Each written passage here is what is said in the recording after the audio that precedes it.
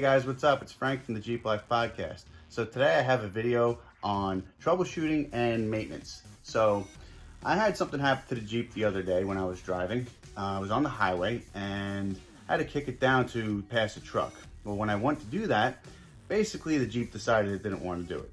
So it felt like a complete loss of power, misfires in the engine, check engine light started flashing, the buzzer was dinging. It was like all hell was breaking loose.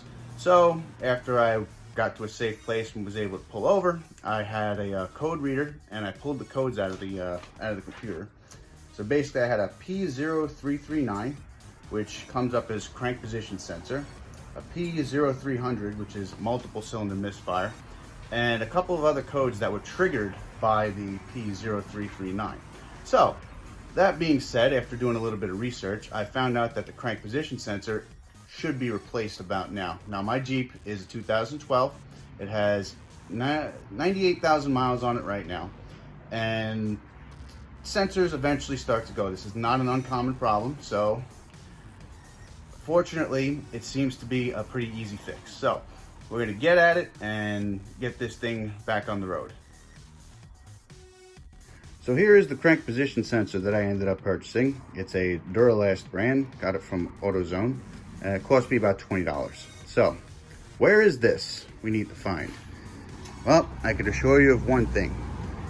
It's not anywhere up here.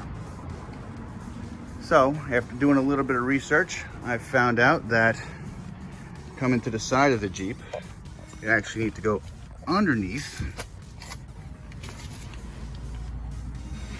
up to the side of the block. This is the passenger side now, and right up here, that's it right there. It's held in by one 10mm bolt, and it has the wiring harness on it. So we're going to get a 10mm on that, get that out, and pop the new one in, and hopefully that solves my issue.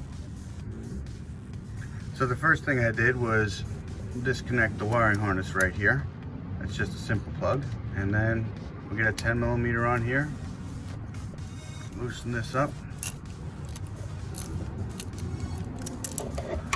Once it gets loose, you should be able to unscrew it by hand.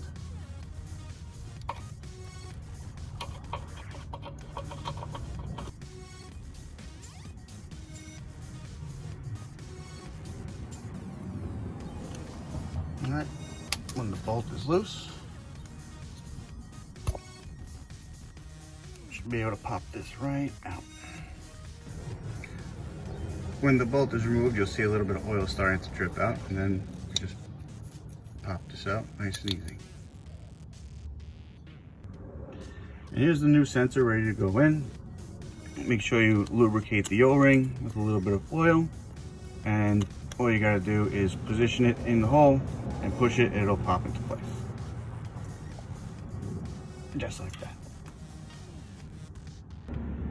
With the new sensor in place, we have to put our 10mm bolt back in.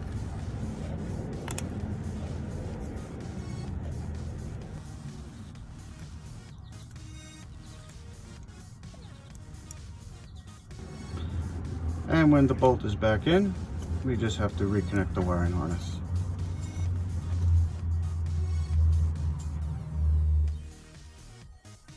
And there you have it, guys. So basically that took me about 10 minutes to do. The part itself was only 20 bucks.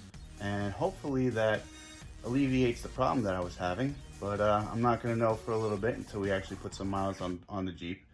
But hope I was able to shed some light on the subject, and good luck on your next project.